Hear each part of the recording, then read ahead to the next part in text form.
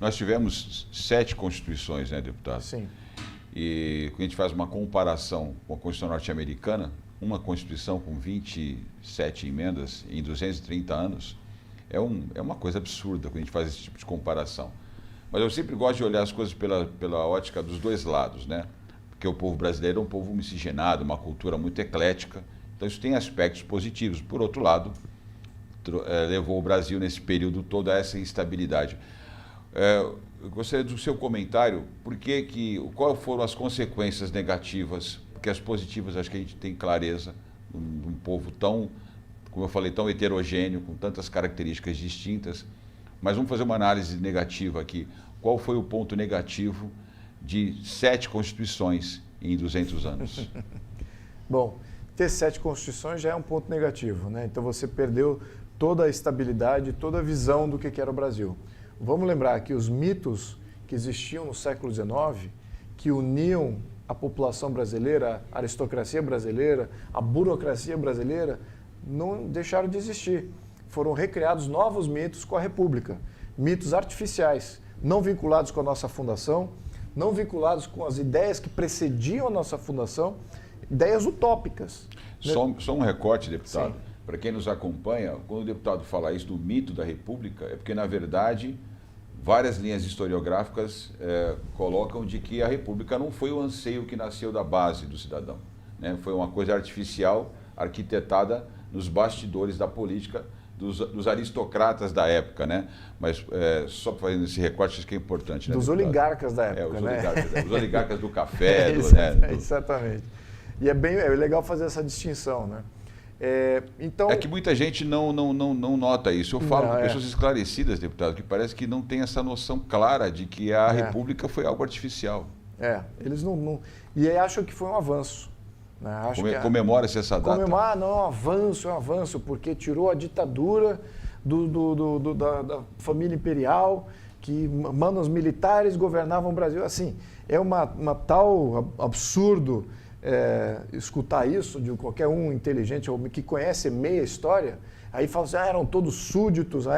Súditos? Olha lá o artigo 6 da Constituição do Império. Cidadãos brasileiros, e qualifica o que era um cidadão brasileiro. Então, na Constituição de 1824, você já tinha o conceito de cidadania, era uma Constituição liberal. O Brasil nasceu dentro de toda aquela convulsão de ideias que existia do século XVIII e século XIX. E ele nasceu com uma Constituição, com uma bandeira e uma Constituição própria. Essa é a história do Brasil do século XIX e ninguém fala.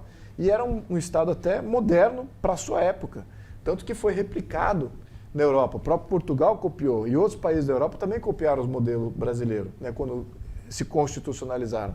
Né, saíram da monarquia absolutista para uma monarquia constitucional, criaram-se mecanismos muito similares à monarquia brasileira. Então, foi uma das primeiras monarquias constitucionais que deu exemplo às monarquias absolutistas europeias que estavam saindo do absolutismo e entrando para a monarquia constitucional. Enfim, então a gente tem uma involução de Estado, essa que é a verdade. Com a República, a gente teve um esfacelamento da progressão de ideias e de amadurecimento do contexto de Estado. E o que esse rompimento causou? Causou uma espécie de... Perdemos a alma, né? A alma brasileira. Vamos dizer aqui um dos mitos, por exemplo, que existia no século XIX, que deixou de existir.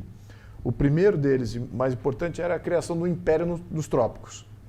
Era aquela ideia de que você tem uma ideia exclusivamente europeia, que não existia em nenhum outro lugar do mundo, mas agora tem isso na América do Sul, e é nos trópicos. Então é uma novidade, já uma união de dois conceitos que até se julgaria antagônicos, né? Como é que isso é possível? Mas foi possível. A outra coisa, o próprio nome Brasil, todo mundo perdeu a etimologia, perdeu a relação da origem do nome Brasil. Se perdeu completamente isso. Até o final do século XIX, Brasil significava terra abençoada. Brasil não era pau-brasil, da brasa, do vermelhinho que tinha dentro do pau, nada disso. O nome Brasil, ele antecede a criação de Portugal. O nome Brasil antecede o português. Significava blessed land em gaulês. Então, perdeu-se essa referência. Irlandês, a Ilha das Maravilhas, a Ilha das ficava Maravilhas. a oeste da Ilha Esmeralda. É fantástico isso. Os mapas de navegadores, já existia o nome Brasil, exatamente com Z, como ele é escrito até o século XIX, incrível que pareça, mudou-se a escritura do Brasil de Z para exatamente com a República, né? Foi nesse período. Mas exatamente para perder esses mitos antigos. Aí criaram novos mitos que não tinham referência nenhuma, que não existiam.